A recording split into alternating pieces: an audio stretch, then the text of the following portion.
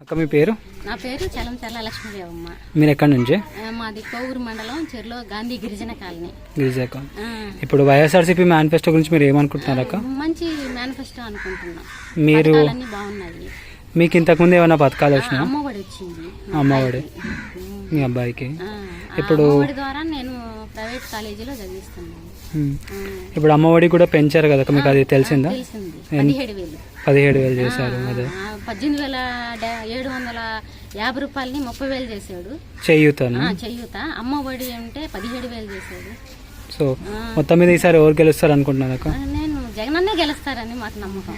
మాకు ఆయనే కావాలా, ఎందుకంటే పేదవాళ్ళగా ఉంచిన ప్రభుత్వాలు ఉన్నాయి. ఇప్పుడు ఆయన పేదవాళ్ళని పైకి తీసుకురావాలని ఆయన ఆలోచన. అందుకని ఆయన ఆలోచన అట్లా చేసినప్పుడు మేము ఆయన గురించి ఆలోచించాలి కదా.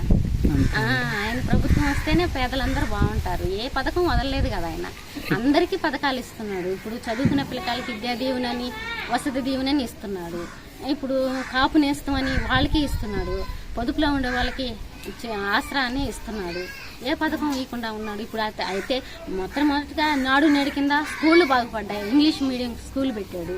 హాస్పిటల్ చూస్తే 25 లక్షలు ఆరోగ్యశ్రీ మీద ఉందంటే పేదవాళ్ళు ఎంత గొప్ప ధన్యత, ఎంత పుణ్యం చేసుకున్నారు. ఇప్పుడు 1 లక్ష రూపాయలు కావాలంటే మా బోటల దగ్గర ఏముంటాయి?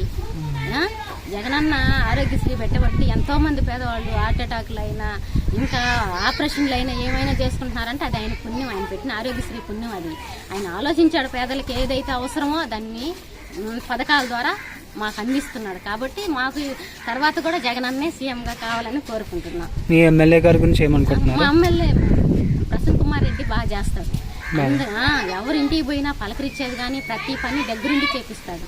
ప్రసన్న కుమార్ రెడ్డి నియోజకవర్గంలో పనిచేస్తున్నాడంటే చాలా గొప్ప ఆయన. మాకు చిన్నప్పటి నుంచి ఆయన తెలిసి వాళ్ళ నాన్న కాడి నుంచి. సో ఈసారి అయితే ఆయన గెలుస్తారు తప్పకుండా. ఓకే, ఆయన గెలుస్తారు, మీరు గెలిపించుకుంటారా? గెలిపించుకుంటాం.